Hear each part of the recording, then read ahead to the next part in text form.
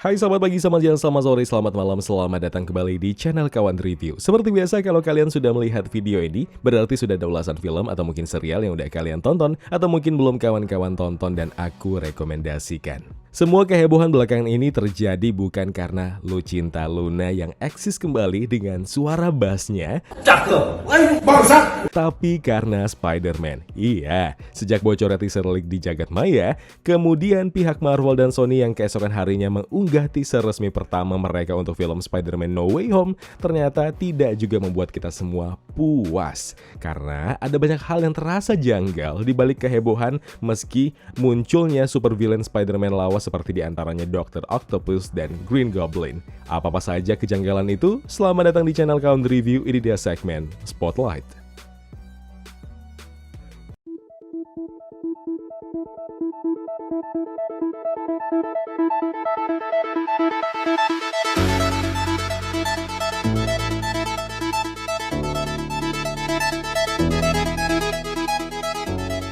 Jagat maya, khususnya fans garis keras Spider-Man kayaknya lagi keringat dingin dengan dirilisnya teaser perdana Spider-Man No Way Home. Ibarat mau nyaingin fenomena viralnya MV K-pop, teaser perdana No Way Home berhasil jadi teaser atau trailer film yang paling banyak ditonton. Dalam 24 jam pertama, bisa meraup sekitar 355,5 juta views di semua kanal di seluruh dunia.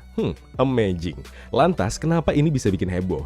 Alasannya jelas karena sejak video promo singkat Spider-Man No Way Home yang menampilkan Peter Parker, Ned, dan MJ ya, nggak salah bacaku ya. Dimana di akhir video itu terkuak judul resmi Spider-Man versi Tom Holland. Ya, netizen kayaknya masih belum kenyang juga. Berasa belum puas, menyoraki Sony dan Marvel kayaknya jadi senjata utama biar nih trailer segera diunggah. Nah, tapi setelah trailernya dirilis ternyata masih aja ada yang lapar. Mbak merasa teaser yang udah diunggah kemarin kayaknya banyak yang sengaja dihilangkan atau malah diganti. Itu sih kata netizen. Kata gua, ya kayaknya sih iya. Biasalah, pihak rumah produksi sebesar Marvel dan Sony jelas punya pertimbangan untuk hal tersebut. Ya, misalnya aja yang pertama, kabar burung tentang kemunculan Matt Murdock atau yang lebih dikenal sebagai Daredevil. Ternyata dibenarkan sama yang empunya badan dan dipastikan dalam teaser itu Matt Murdock sebenarnya ada. Dan dari mata dan telinga netizen budiman, salah seorang di antara ruangan interogasi itu adalah doi. Karena yang terlihat dari dua orang detektif kepolisian di ruangan tersebut hanya satu orang yang terlihat wajahnya dan satu lagi justru tidak. Nah, di sini Aya menyimpulkan, Bang, kayaknya Matt Murdock itu bukan di situ. So, di mana sih? Ada, tapi di teaser atau trailer Spider-Man No Way Home berikutnya. Karena peran doi di sini sebagai lawyer Peter, bukan sebagai detektif kepolisian. Jadi nggak salah kalau doi bilang dia emang ada di trailer atau teaser Spider-Man No Way Home. Cuma mungkin bukan di teaser kemarin. Oke, kemudian tentang scene di sebuah tempat terbuka yang kayaknya parkiran luar gedung. Tampak Spider-Man dengan Iron Spidey suit-nya berdiri seorang diri. Tapi di sini netizen justru melihat ada space kosong kiri dan kanan yang lebih tepat kalau diisi dua orang. Dan benar saja, netizen yang kreatif mengunggah scene itu dengan memunculkan dua Spider-Man senior, Spidey Tobey dan juga Spidey Andrew. Pertanyaannya, masa sih segitunya Marvel dan Sony menghapus dua peran yang sampai saat ini ditunggu-tunggu banget? Kayaknya kalian mainnya kurang jauh. Masih ingat gak sih di tahun 2019 kemarin, trailer Endgame di mana terlihat para Avengers mengenakan kostum time travel mereka. Tapi yang di sana cuma kelihatan malah Steve Rogers, Nebula, Scott Lang, Clint, Rhodey, Stark, dan Natasha Romanoff. Tanpa Hulk, tanpa Thor, dan tanpa Rocket yang sebenarnya mereka bertiga ada di sana, tapi sengaja dihilangkan di trailer. Jadi intinya, scene Spider-Man Tom Holland itu dia nggak sendirian dong, persis sama kayak versi fanmade yang viral. Nah, kalau ditanya lagi, apa sih alasannya Sony dan Marvel melakukan itu semua? Biar kitanya makin penasaran, biar konten kreator kayak Aya nih bang dapat bahan buat konten. Oke, kemudian scene saat Tom Holland mengenakan setelan jas rapi, yang itu mirip banget dengan setelan jas yang dikenakan Spider-Man Tobey. Netizen menganggap scene tersebut sengaja diubah, di mana di situ seharusnya adalah Tobey Maguire, bukan Tom Holland. Dan dengan kecanggihan teknologi CGI, bisa saja Tom Holland sebenarnya tidak memakai jas, tapi yukata. Bukan, mungkin setelan jas juga, tapi dengan corak dan warna yang berbeda. Dan dibuat persis dengan setelan jas yang dipakai oleh Tobey Maguire di film Spider-Man-nya. Sudah disetting sedemikian rupa supaya kitanya punya teori liar lagi soal ini. Cuma kalau dari kacamataku, ngelihatnya sih ini scene yang benar. Dan kalau disandingkan dengan kemunculan Dr. Octopus dan Green Goblin di tempat yang sama, dan di saat Dr. Octopus menyapa "Halo Peter", bisa jadi yang dipanggil adalah Peter yang ia kenal. Ya, Peter Parker versi Tobey Maguire. Kemudian tentang cikal bakal Doctor Strange menjadi villain. Ya, sumpah ini sampai sekarang masih belum masuk di otak goblokku dengan teori ini. Rasanya terlalu dangkal kalau karena kekacauan yang terjadi terus si dukun itu bisa murka sama bocah ingusan kayak Peter Parker. No. Sampai ada yang bilang gini nih, kan kata lu ya bang, kan dia menggunakan sihir, kan ada hubungannya dengan perjanjian dengan iblis. Ya, panggil sajalah dia Mephistot. Bisa saja si Mephistot ini, si iblis bergaun merah itu udah mengontrol pikiran Strange buat jadi jahat.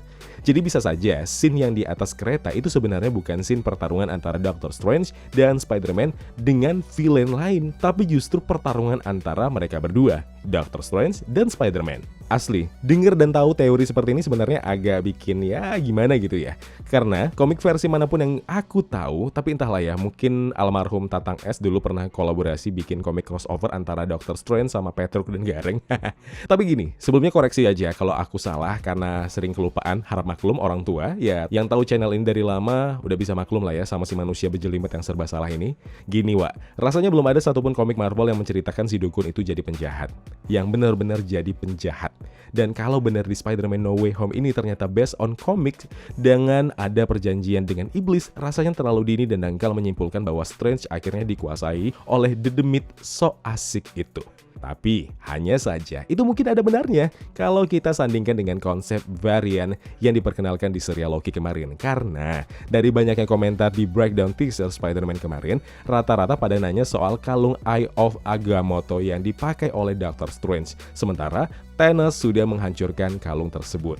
Gimana ceritanya kalung itu bisa nongol lagi di sini? Apakah Doctor Strange di teaser Spider-Man No Way Home adalah varian?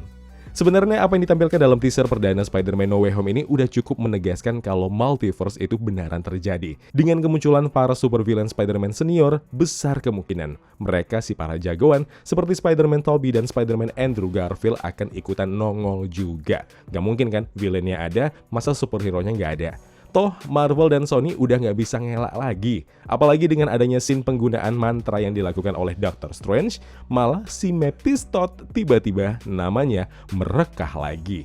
Yang aku jamin someday toko si Mephistot itu beneran akan muncul. Terlebih adanya multiverse di jagat Marvel kali ini. Dan kabar pasti soal film Marvel terhoror yang akan segera dirilis tahun depan. Insya Allah bisa aja si The Demit itu bakal di-hire buat ikut meramaikan. So intinya dari video ini, usahlah bersedih hati. Lihat tuh Shang-Chi, seminggu bisa entah berapa kali nongol video promonya di YouTube. Dan ini membuktikan baik Marvel ataupun Sony sudah memikirkan matang-matang langkah mereka. Yang penting tujuannya jelas, kitanya puas, merekanya kaya. Ya kawan, terima kasih telah menonton video Spotlight ini. Jangan lupa klik tombol like-nya kalau kalian suka, klik tombol dislike kalau tidak suka. Klik juga tombol subscribe dan bell notifikasinya biar nggak ketinggalan review-review film terupdate lainnya. Kalau gitu aku Zain pamit undur diri, terima kasih, jaga kesehatan, tetap negatif, dan jangan lupa jaga jarak.